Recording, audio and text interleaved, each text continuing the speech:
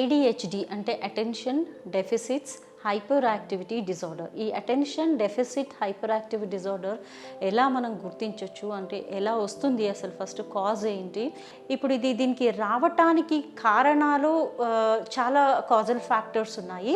దీనికి ఒకటి ఏంటంటే ఏవైనా పేరెంట్స్లో ఏవైనా ఎమోషనల్ డిఫికల్టీస్ డ్యూరింగ్ ప్రెగ్నెన్సీ అయ్యి ఉండొచ్చు, ఆర్ లేకపోతే వాళ్ళలో ఏవైనా ఇంకేవైనా ఇన్ఫెక్షన్స్ అయ్యి ఉండొచ్చు, అంటే ఏవైనా వైరల్ ఇన్ఫెక్షన్స్ డ్యూరింగ్ ప్రెగ్నెన్సీ అయ్యి ఉండొచ్చు, ఆర్ లేకపోతే వాళ్ళలో ఇంకేవైనా pre peri and post natal complications ఏవైనప్పటికీ ఉన్నప్పుడు మనము అట్లాగే ఏవైనా డెవలప్మెంట్ మైల్ స్టోన్స్ డిలే అయినప్పుడు మనం ఇవన్నీ సాధారణంగా గుర్తించడం జరుగుతుంది. అంటే ఆ పిల్లాడు ఎందుకు అలా బిహేవ్ చేస్తున్నాడు, పేరెంట్స్ నుంచే వస్తుందా అనేది కరెక్ట్గా మనము చెప్పలేము. ఎందుకంటే ఒక్క రీజన్ వల్ల లేకపోతే ఒక్క ఫ్యాక్టర్ వల్లనే రావటం అనేది జరగదు. సో దీనికి వేరియస్ కారణాలు ఉంటాయి పిల్లాడికి ఎందుకు వస్తుంది అని చెప్పేది. పిల్లల్లో ADHD అంటే attention deficit hyper activity disorder ఉన్నప్పుడు మనం ఫస్ట్ పిల్లల్లో వీళ్ళని ఒక డిజార్డర్ అని చెప్పము మనము. సో ఇప్పుడు నార్మల్ పిల్లాడు అల్లరి చేయటానికి ఈ అటెన్షన్ లోపాలు లేకపోతే ఇలాంటి హైపర్ యాక్టివ్ ఉన్న చిల్డ్రన్కి డిఫరెన్స్ మనం ఫస్ట్ అర్థం చేసుకోవాలి. ఎందుకంటే ఈ కాలంలో మామూలుగా పేరెంట్స్ కొంతవరకు పిల్లలు అల్లరి చేస్తూ ఉంటే దాన్ని కూడా కొంతవరకు తట్టుకోలేకనో లేకపోతే ఆ కొంచెం అల్లరే ఎక్కువ అని అనిపించడం వలన కూడా దీన్ని ఒక్కొక్కసారి దాన్ని రాంగ్గా డయాగ్నోస్ చేయటం అనేది కూడా కొంతవరకు జరుగుతోంది.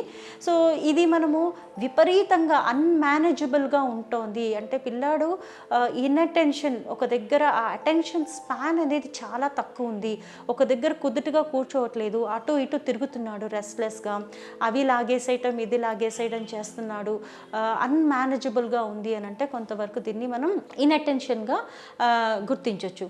అండ్ వాళ్ళని మనం ఆపటానికి ఎప్పుడైతే ప్రయత్నిస్తుంటామో అప్పుడు ఆ పిల్లాడు అసలు చాలా ఇరిటేట్ అవ్వటము లేకపోతే ఒక దగ్గర కుదుటగా కూర్చోకుండా బాగా విపరీతంగా ఏడవటమో లేకపోతే బాగా పేరెంట్స్ని ఇబ్బంది పెట్టడమో ఇలాంటివి కన్సిస్టెంట్గా అన్ని లొకేషన్ అంటే ఎక్కడైనా స్కూల్ కానీ ఇంట్లో కానీ లేకపోతే ఎక్కడైనా తీసుకెళ్ళినప్పుడు కానీ అన్ని చోట్ల అలాగే బిహేవియర్ ఉంది అంటే అప్పుడు మనం attention deficit hyper activity features పిల్లల్లో ఉంది అని చెప్పి కొంతవరకు మనం అనుకుంటాం. అయినా కూడా అప్పటికి మీరు ఒక క్లినికల్ సైకాలజిస్ట్ దగ్గరికి వెళ్ళి ప్రాపర్గా అసెస్ చేయించుకోవాలి. అసెస్ చేయించుకున్నప్పుడు వాళ్ళు పిల్లడి బిహేవియర్ చూసిన తర్వాతే కొన్ని అసెస్మెంట్స్ చేసిన తర్వాత అప్పుడు మీకు ఉంది and at what level it is అంటే వెదర్ మైల్డ్గా ఉందా, మోడరేట్గా ఉందా, సివియర్గా ఉందా అనేది మనకు వాళ్ళు నిర్ధారిస్తారు.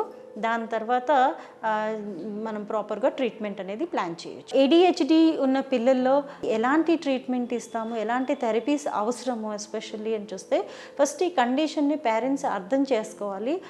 అర్థం చేసుకున్న తర్వాత దెన్ అంటే ఒక్కొక్కసారి వీళ్ళ ప్రవర్తన లోపాలకి ఈ ఇన్అటెన్షన్ డెఫిసిట్స్కి అన్నిటికీ కన్ఫ్యూజ్ అవుతూ ఉంటారు.